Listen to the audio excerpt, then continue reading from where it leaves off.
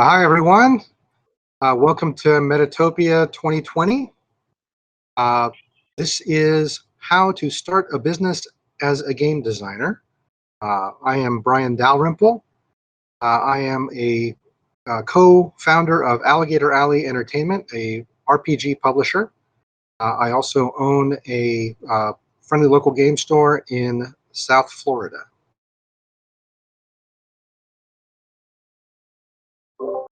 I guess I'll go next. I'm Hal Mangold. I'm one of the owners of Green Ronin Publishing and also the owner of Atomic Overmind Press. You're muted. No, it's I'm forced to talk. I'm Jessie Edwards. I am a game designer. I've been designing for a few years now. I was one of the winners for the Metatopia sponsorship years ago, and since then it's been full steam ahead.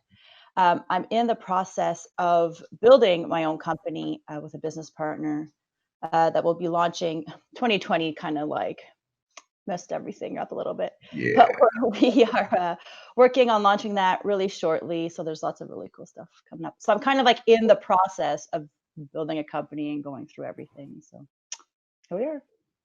Great. Awesome. Does what we are all intending to make any real difference? I mean, my stuff is primarily role-playing game publishing, and I think Brian's is as I do directionals that really don't matter, but he's still left to be on screen. Brian's is also mainly RPGs. Are you doing board games and card game stuff, or are you doing RPGs as well? No, it's very tabletop board games. Cool, great, that's great, awesome. We got some good spread. And Hal's got a lot more experience time-wise in this, I think probably than either one of us. I've been doing this now for Alligator Alley's been up and running for 3 years. My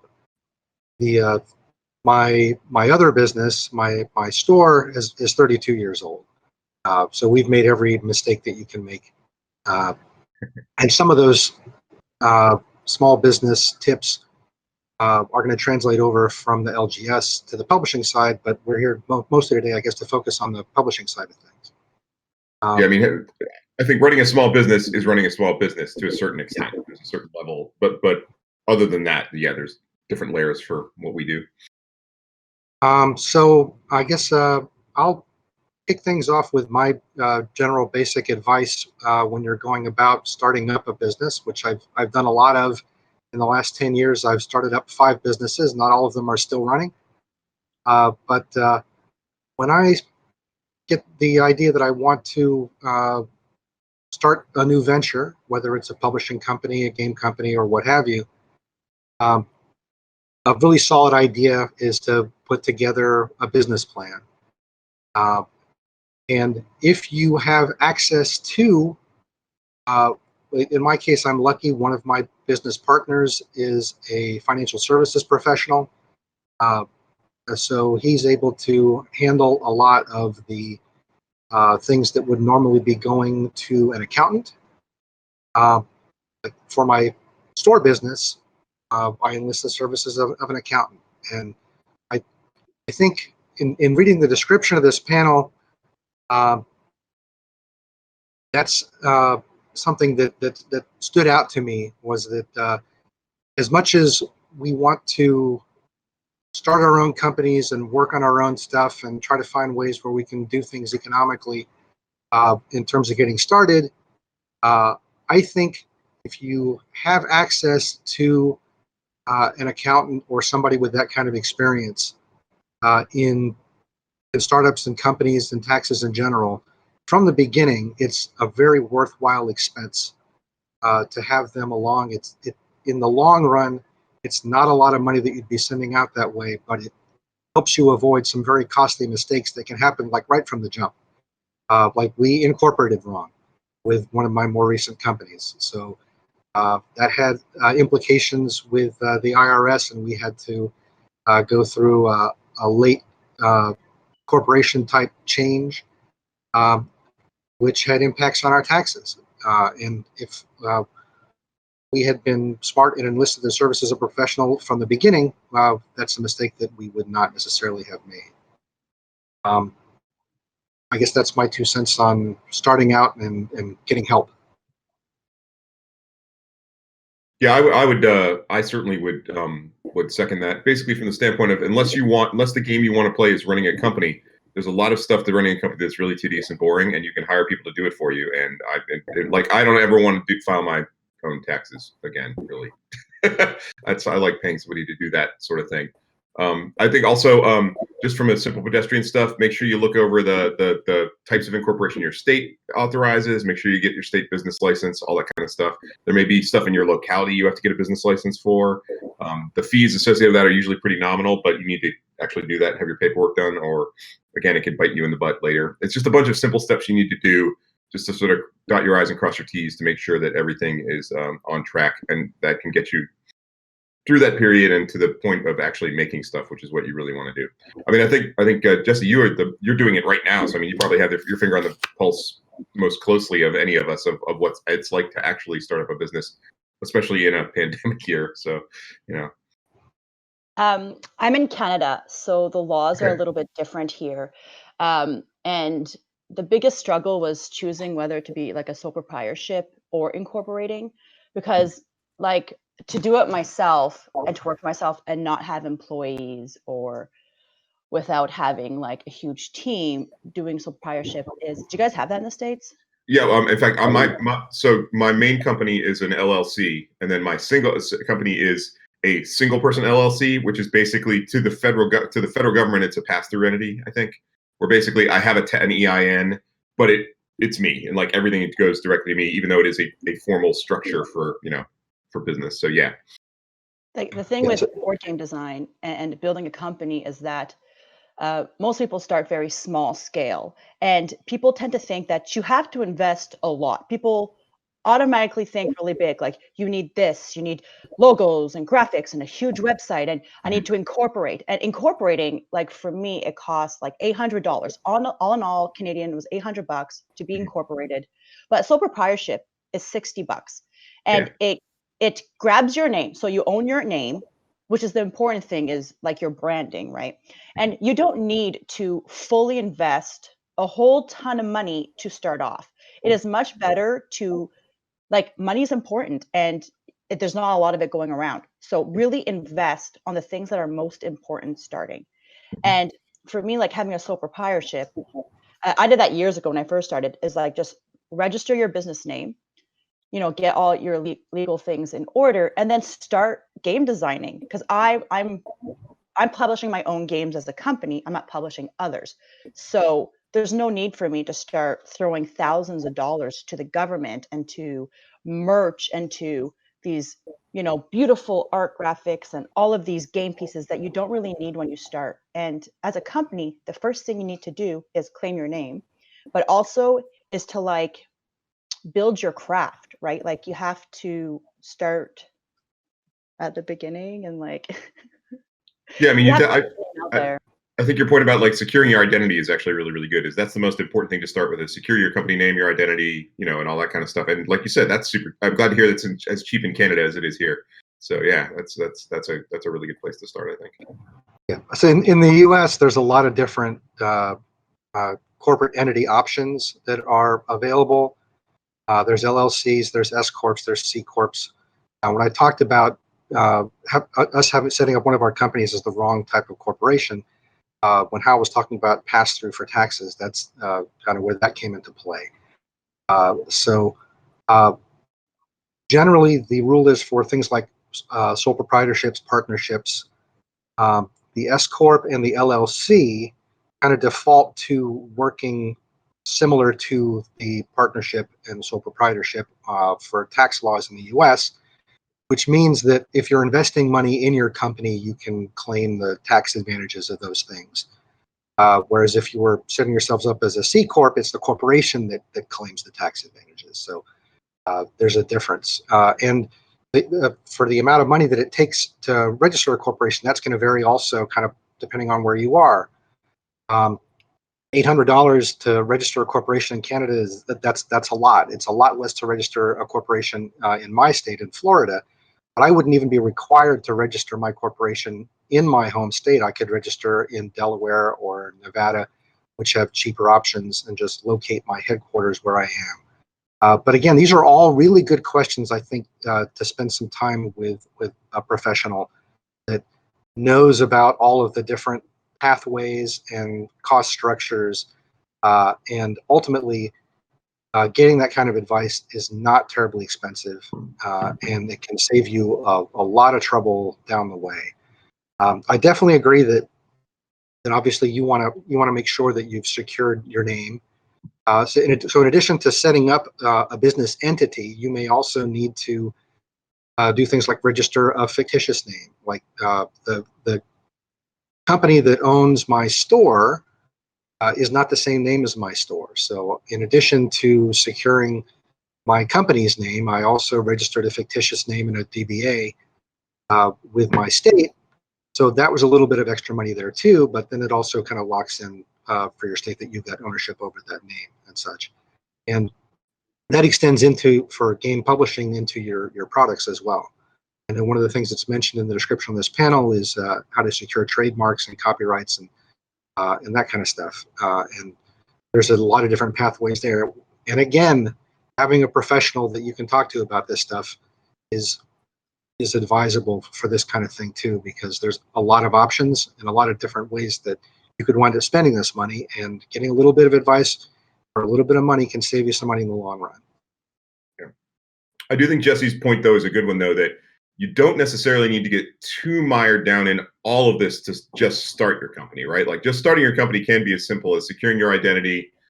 And honestly, if you're not even forming a corporate structure yet, just starting to make your game is to start with. You just have to realize that you're going to be responsible for the tax consequences of all that kind of stuff and everything like that. I mean, the corporate entity stuff is basically set up so you can sort of distance yourself largely, at least it's kind of just so you can distance yourself from the tax and legal consequences of what happens. And if you're not worried about that to start with, and you just want to start making stuff, secure your identity and make sure that you're covering your own butt as far as your tax. I think that's important. Like, for instance, a lot of people now are kickstarting stuff to start off their businesses. And I think that an important consideration is when you get a bunch of money, you're going to have to pay taxes on that. And and that's something that you need to remember. And if you're funneling that through a business as opposed to your own personal finances, that can make a difference and make your choices. But the important part is you can start really simply and then get more complicated as your business sort of ramps up, I think. I think that people get lost in that, right? People want to go big. People want to they look at the end game and they look at like massive corporations, but there are so many steps before you even get to there, because you have to get your name. And the thing I'm learning about game design and games in general is that you need the community behind you. People don't think and don't take the time to build the communities behind their games, and not just your company. If you've built a game, you've got to get on the social medias. You have to go to places like Metatopia. You have to get people playing your games. People don't buy games they don't know. And that is a lot of time that you have to put into your own brand, into your own company. Your company is not going to be successful. You can do all the legalities and have all of your corporate papers in line, but then what? Right? You have to invest in your own product, in your game. And that, again, is coming from like, I'm publishing my own games. It's completely different if you're publishing other people's games. But you have to build that network and the community behind the name of the brand of your store, your company, and of your games, if that's what you're going to be trying to sell. Yeah, I think that's very true. So where do we think we want to take this after we sort of covered the, like, make sure you have an accountant, make sure your legal structure is correct, make sure you're in compliance with your locality's rules for running a business, and of course make sure you have something cool that you're gonna you concentrate on your product and you've got something to sell. What would be the next thing that you guys think would be the consideration after those basic steps are sort of established? Use your morning brain. I think Jesse mentioned Metatopia is a great place to go to once you've got the design set up, or any kind of proto spiel where you can get feedback. Putting your game out in front of people that you don't know, I think, is super important. And as putting it out in front of as many people as possible. kind of outside your normal circle of friends, I think is an important thing. I do think that when you're getting yourself into a place where you're representing a company with a product, if we're skipping ahead a bit here, kind of going down the road a little bit, I think it's advisable to look into things like trade associations and cooperatives, and then figuring out how the distribution chain is going to work for your product. What model are you using? Are you running Kickstarters and selling direct to customers? Do you plan on having your games available in stores? Are you planning on making use of distributors? And if you're taking that step, a place like the Game Manufacturers Association is a good resource for that kind of stuff. They do an annual trade show, virtual now, for this coming year in March, where they do a lot of education, like what is done here at Metatopia for companies about how products go from publisher to fulfillment center if you're using one, or through distributor, and then eventually down to stores. And I guess familiarizing yourself with the many different ways that you intend to get your product into the hands of gamers, which may be different for a lot of different companies, and then choosing the right pathway for you, I think is probably a big consideration. Al mentioned Kickstarter and the funds coming in from there. I mean, again, I think in a lot of cases, you're going to find that there are entities that are offering to help with stuff like this. There are fulfillment houses, there's distributors, there's consultants, there's cooperative groups of publishers that help with that kind of thing. But I think it really depends on the type of product that you're making, and who your customer is and how you think you want to get the product to them. Will help you determine which path it is you eventually wind up taking to do that. And trade association is a good way to help with that. And just talking with other publishers and people at conventions like this one is a real big help to learn that kind of stuff. Do we have any questions out there among the viewership at all about specific types of games or things like that? If anybody has questions, but just to boil Brian's point down a little, just general networking, I think is the best thing to do. Talk to other publishers, talk to talk to gamers and stuff like that. Go to conventions and stuff, and you can learn a lot about. And I mean, this can sort of lead to researching your options in terms of stuff like the production end, stuff like that. Like don't necessarily go with the first printer you run across or the first print on demand option that you come across. Do some research and look at other stuff. If you are working with Kickstarter, don't necessarily go with the first fulfillment people you talk to. And I can speak from experience that some of them are better than others, and some of them can provide a nightmare experience, and some of them are really great. And sometimes personal contact stuff is even better than some of the established stuff. Like on a couple of Kickstarters I did that I have coming up, I'm actually working with a friend of mine who is kind of running a fulfillment business on the side as a side part of his company. He has a fairly larger game publisher, but he runs it as a side, and he's just got expertise at shipping stuff, and it's much easier and much simpler, and I don't need all the bells and whistles that necessarily one of the fulfillment things had. And I know this guy because I just have talked to people and know people and stuff like that. Jessie, have you done a bunch of? Done a bunch of? I assume you've done a bunch of convention going and stuff like that, and bringing your games and everything there, and talking with folks and other publishers. I've definitely been using the community. My first experience and my first exposure to the industry was really Metatopia.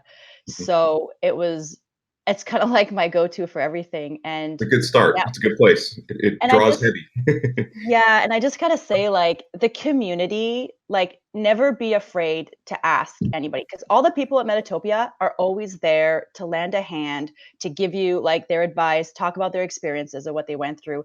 And there's so many people at Metatopia who have gone through everything you like. The experts are there, and you can't be afraid to ask questions, because if you don't ask questions, that's where you make mistakes. And the best word of mouth, right? Like if you are looking into any of the steps, whether it's distribution or even like Kickstarters or how to get started on Kickstarter, and from step one to distributing, the professionals are there, they have experience, and people are always willing to guide you a little bit, which is really, really great, because a lot of communities don't have that kind of support. Yeah, that's the one gaming thing. industry.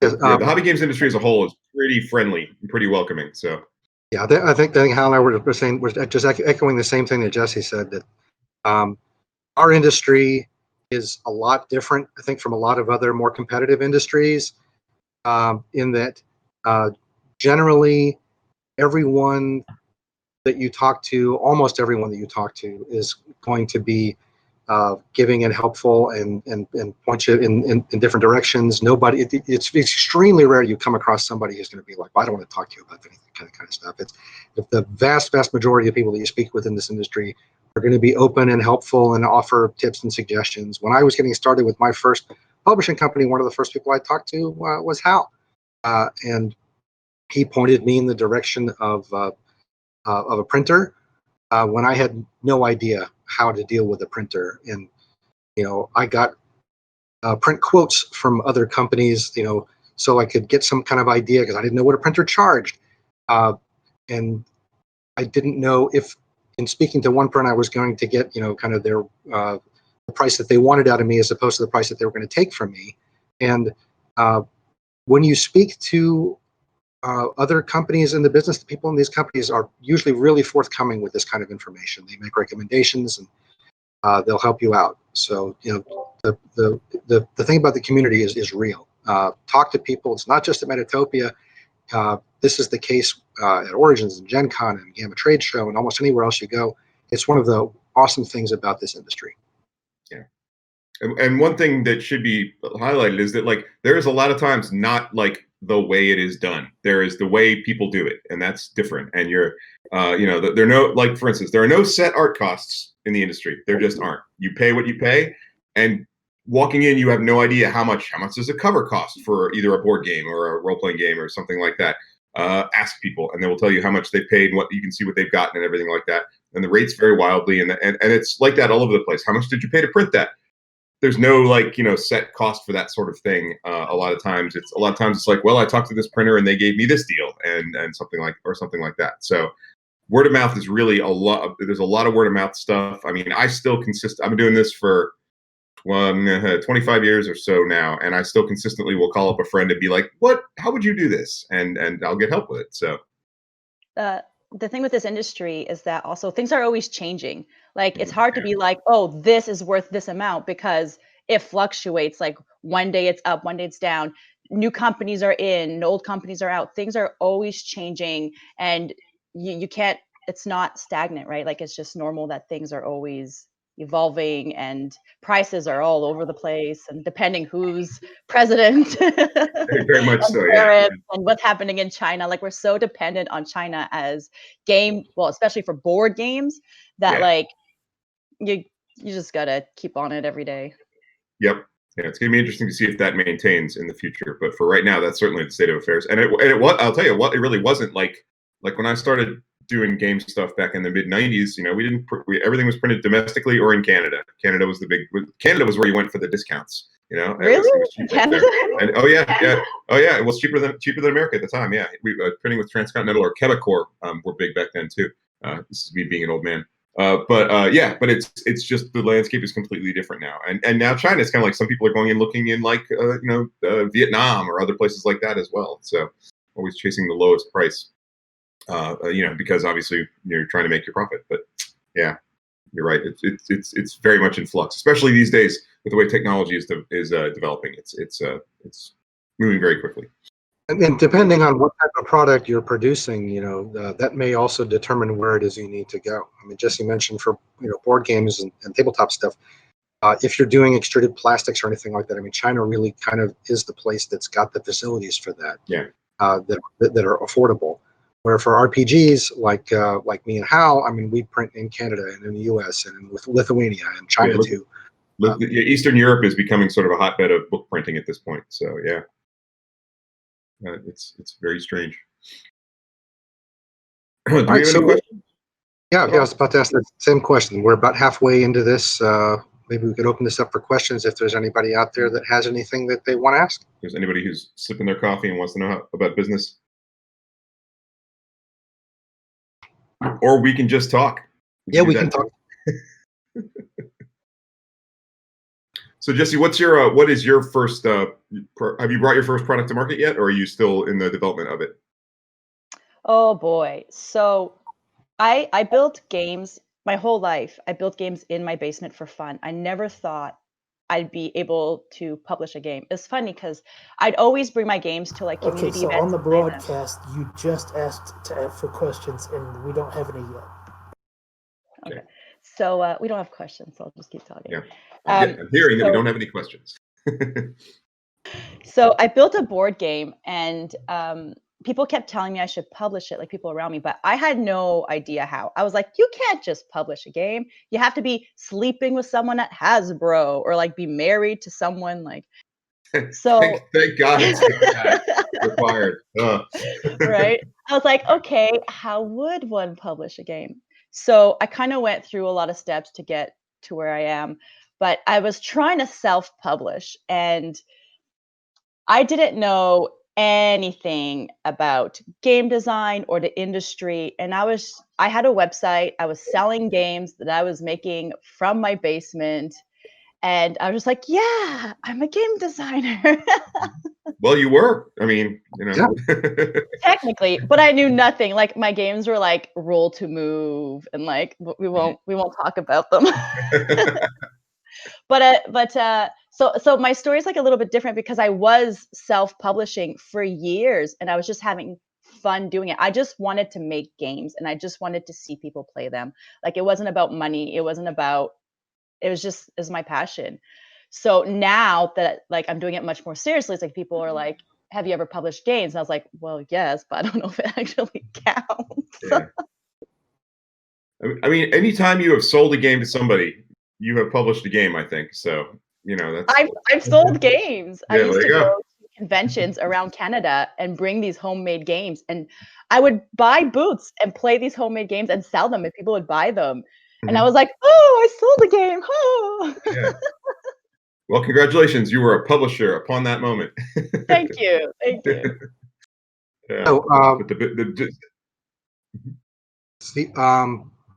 So you were making games in your basement. Is your production now shifted out to like kind of the Chinese extruded plastic stuff, or where is it now? So, okay. You all have to promise me not to Google this. Okay, here's one question.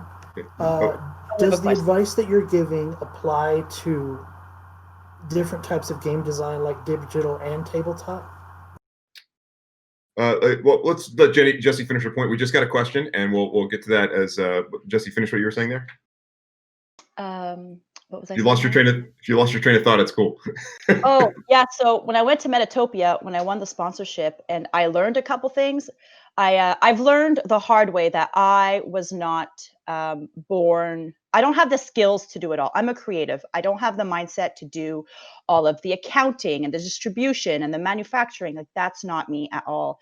And so the thing I don't want you to Google is the Kickstarter I did for my very first game, because it was I did this knowing nothing. I did it by myself in my living room. I took my phone. I'm like, hey, it's me. I'm making a video. Check out my game. Yeah. So it's a disaster, but many, many, many lessons that were very valuable. And so I learned that that's not me. So I've taken mostly everything off. There's a couple things still, like I'm self-publishing because it worked, but I'm trying to sell to publishers. So since Metatopia, I've been refining my games. I've been refining myself as a designer, building better games, doing a lot of research at what works, what's fun, what doesn't. And for the last 2 years, I've been really like honing my work to sell to publishers. So I am not doing the distribution or all that other stuff. Okay, so you're actually setting up almost sort of a design house sort of model then, right? Where you're going to bring designs to other people to publish. Cool. So that's actually that's like a different business model than the publishing model, but that's actually really good to know that that's sort of where you're going with your inclusion.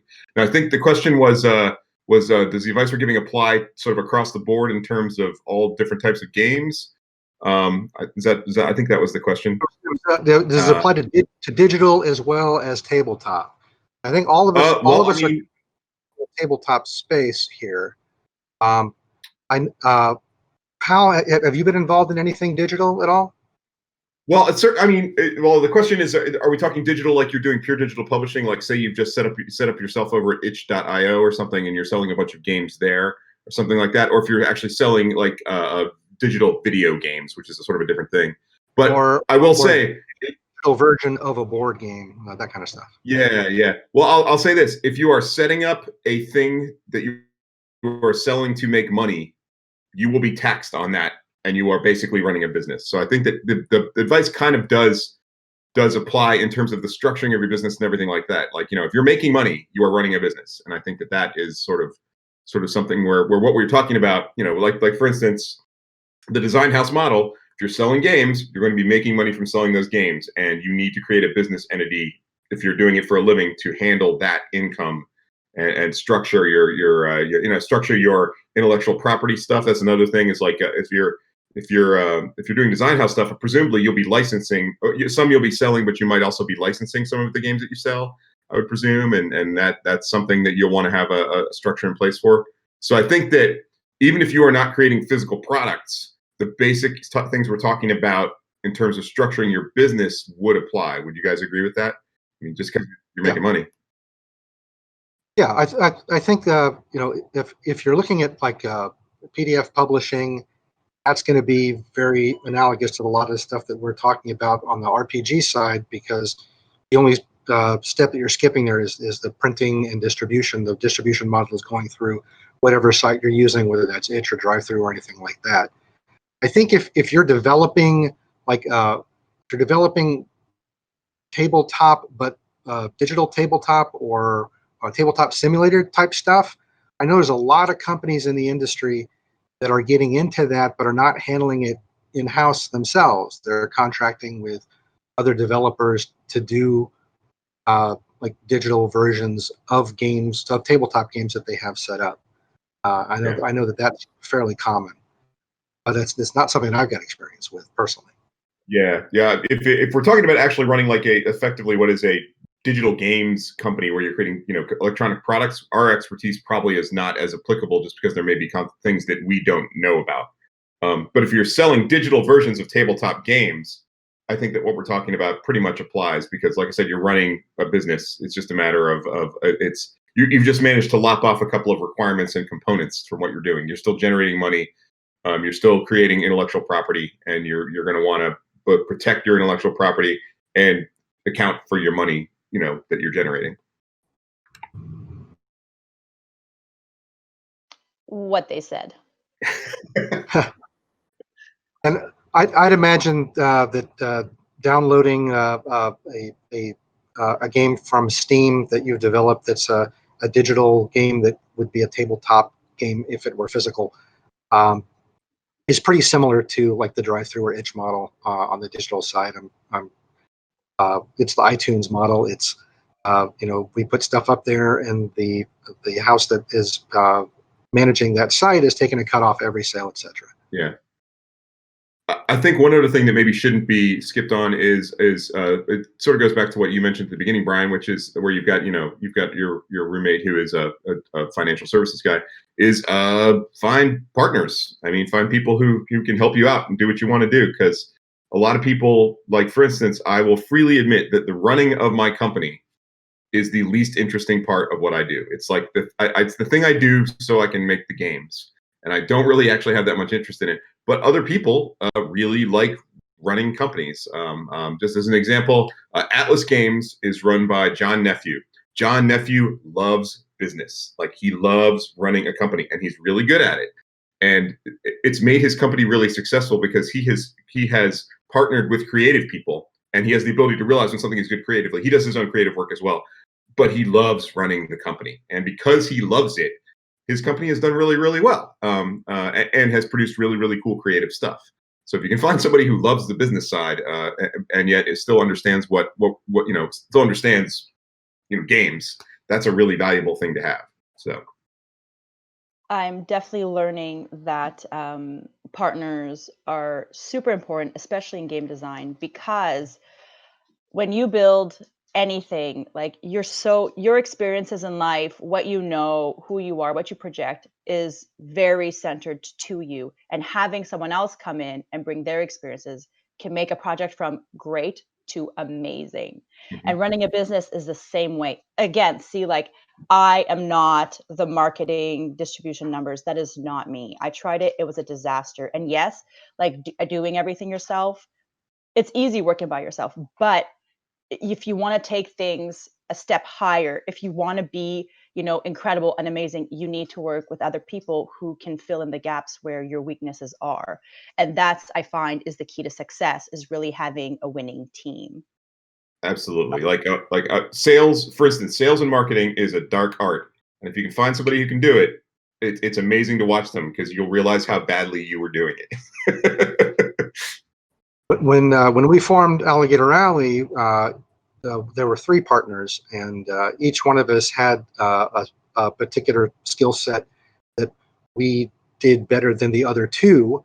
I was handling kind of graphic design and layout.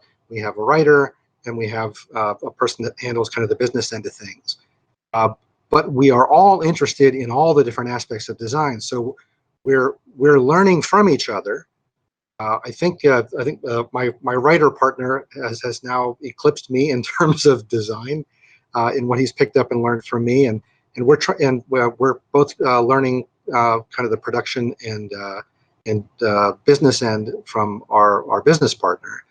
I think that another thing that happens when you have partners is that they serve as a great motivator to get stuff done. If you've got the right partners, a lot of times when you're facing stuff yourself, it can get overwhelming, or you can be like, oh my, I don't know if I want to handle this thing right here, right now.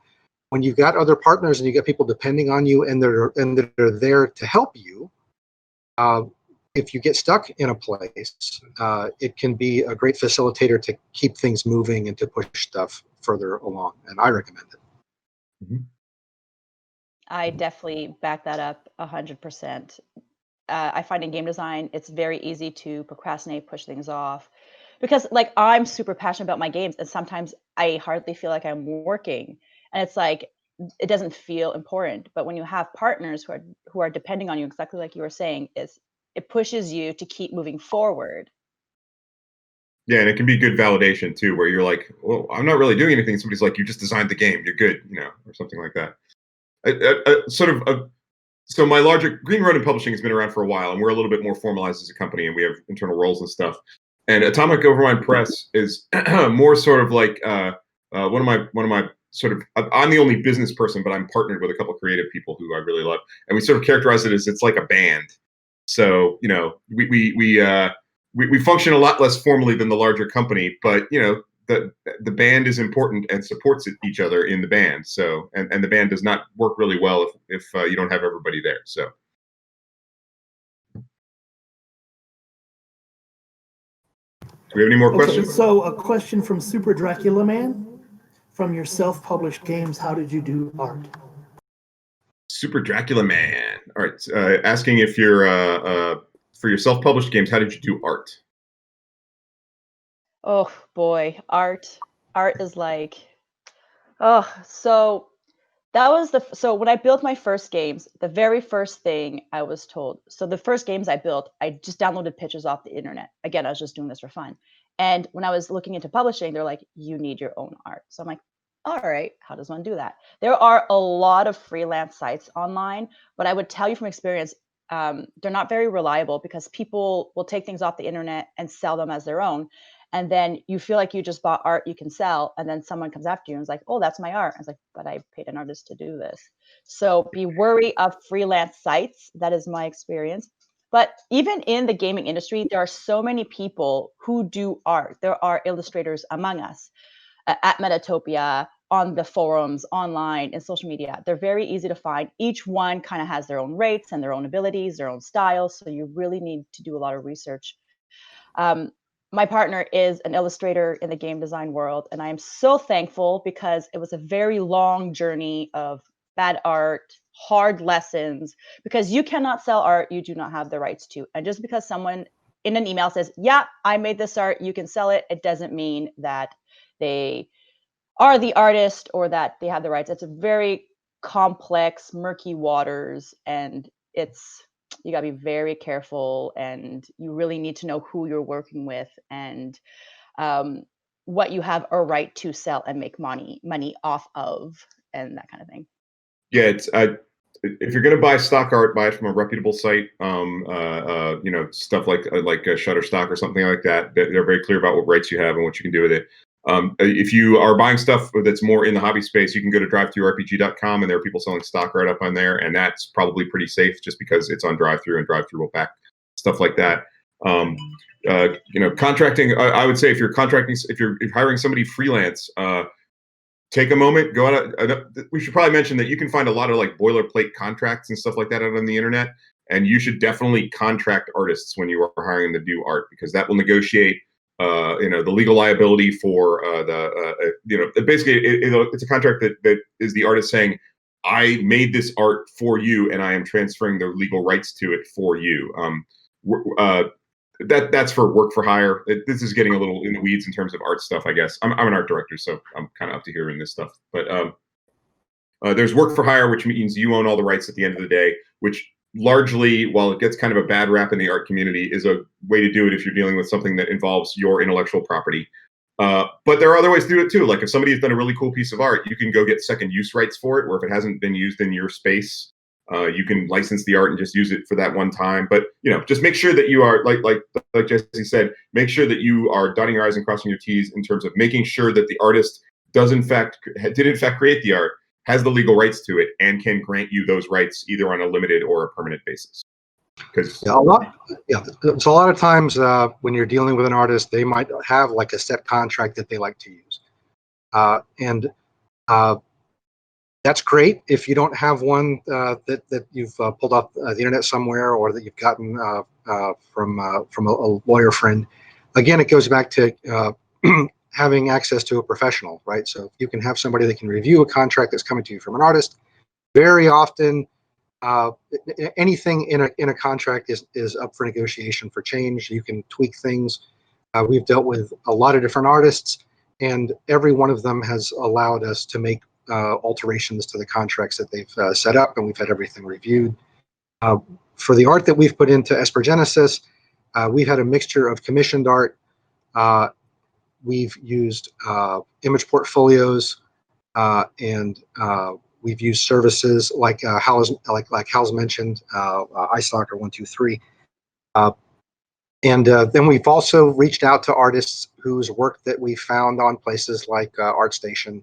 Of course, yes, you definitely have to verify that they're the actual artist, but if you can do that and get the good contract with them, we've been able to negotiate some second use rights on some pieces for our stuff that is some of our best art. And this is stuff that maybe was used once for something, and now the rights have gone back to the artist and they can license this out again.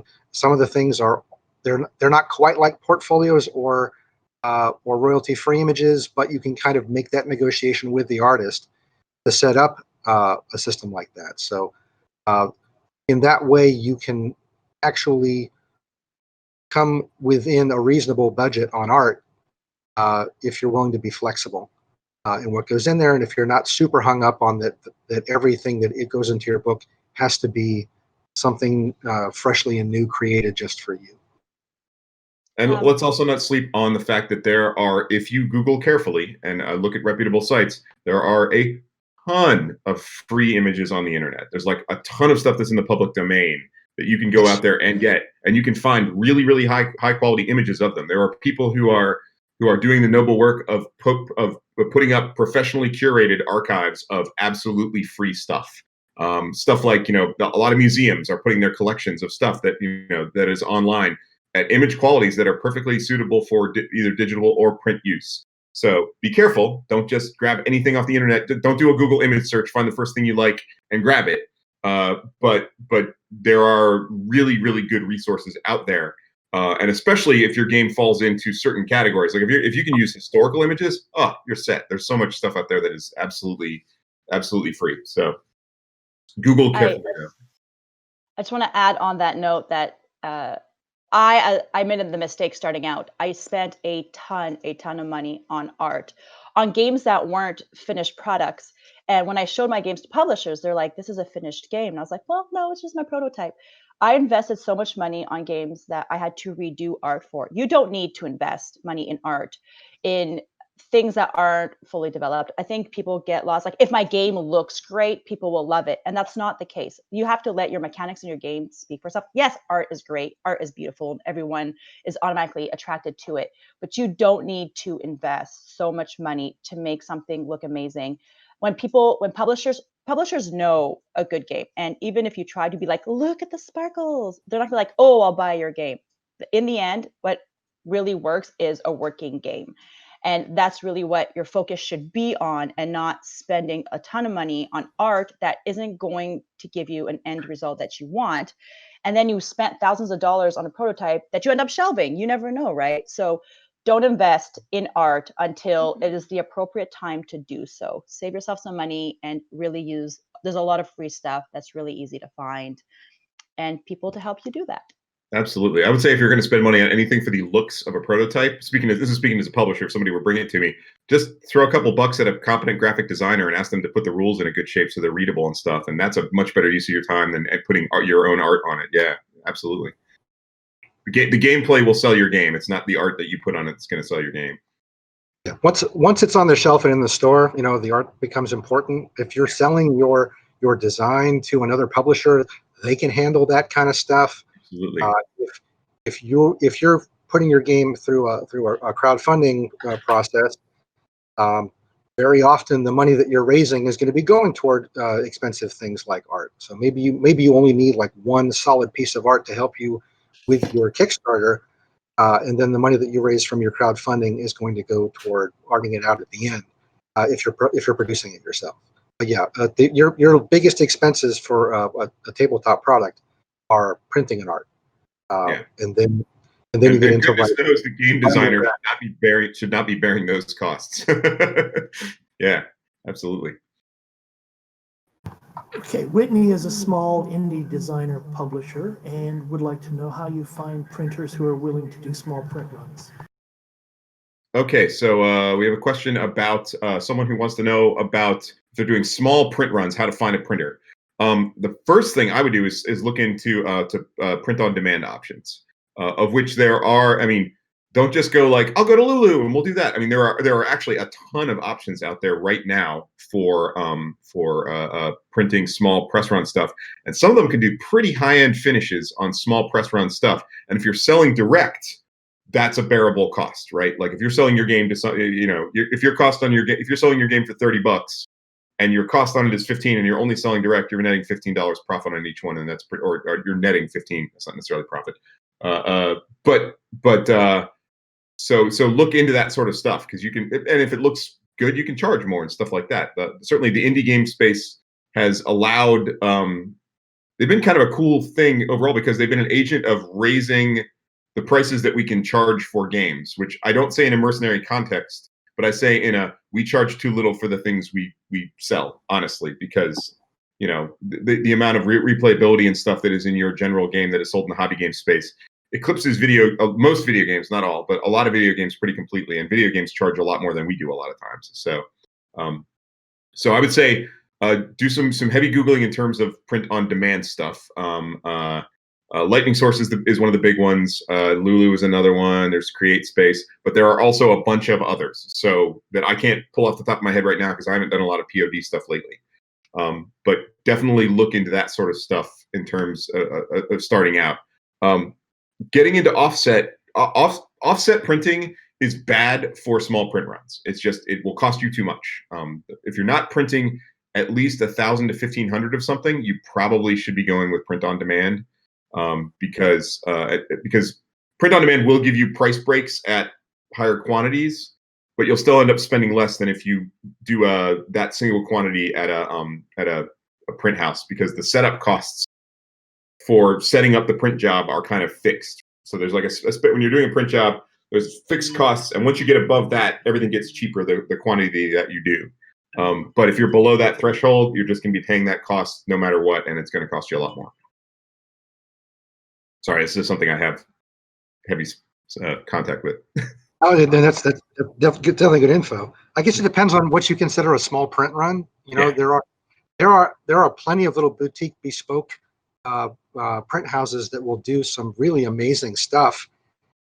You'll wind up paying a pretty decent amount per unit if you're running something really small. If your print run is, say, 100 or less. But like Hal said, the value that's assigned to stuff like that in the minds of the consumer has thankfully been pushing up, right? So, I take a look at something that actually saw at least a fairly decent size print run, like 1,000-Year-Old Vampire, had all these amazing production qualities involved in it. It's not a big book, but it costs the same as a big book to purchase. But we haven't had any problem selling it because it's just really neat. It was a cool idea, and the production values are there. So if you're looking to get like really cool production values out of your small print run, poking around and finding like a bespoke printer or a printing service might be one way to do that. If you don't think that your end product is going to be like a price sensitive product, and your mileage is going to vary on your printers also. We talked about printing in different countries. An offset print run of average size is going to be different with one printer that I work with in Texas. It might be similar to a printer that I work with in Minnesota, but wildly different from one that's working out of China or Lithuania. And all of them are going to have different features and options that they can add, right? Like currently, we're printing one of our books in Eastern Europe because they have the ability to do some embellishments and stuff on the production side of things that we weren't able to get out of our domestic printers. And there was a printer in China that came in that was offering a pretty good price at a much lower print run also. So I guess it depends on what you consider a small print run. If we're talking, 100 or less, or 500 or 1,000 or 1,500 or 2,000, then when you're getting into big numbers like that, then you're really not talking small print runs anymore. Yeah. One important thing to mention that I think we probably should highlight, just if you're just getting into the industry, is so if you're selling direct, you're obviously, your costs are what the book costs to make, and then you're selling it to the consumer. If you're selling into the distribution system in most North America and most of the world, you're selling into a 3-tier system, which means you're selling to a distributor who then sells to the retailers. Because of that, you are selling at a significant discount. You're going to be selling your book into the distribution system at basically probably around 30% of your cover price.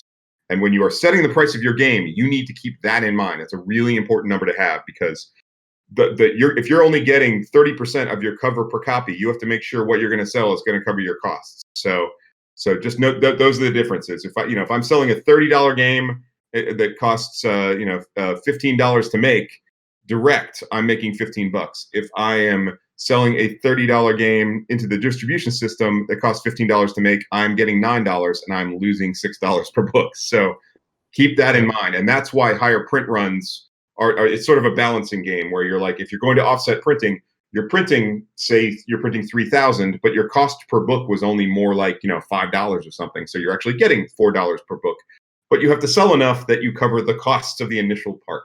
Where if you're selling direct, if it was $15 per book, then you're getting 15 per, and you might be covering your costs on a completely different level. But the idea at the end of the day, of course, is to make a little bit of money on the extra so you can pay your bills, and you don't want to end up in the hole, just from the get-go with your printing choices.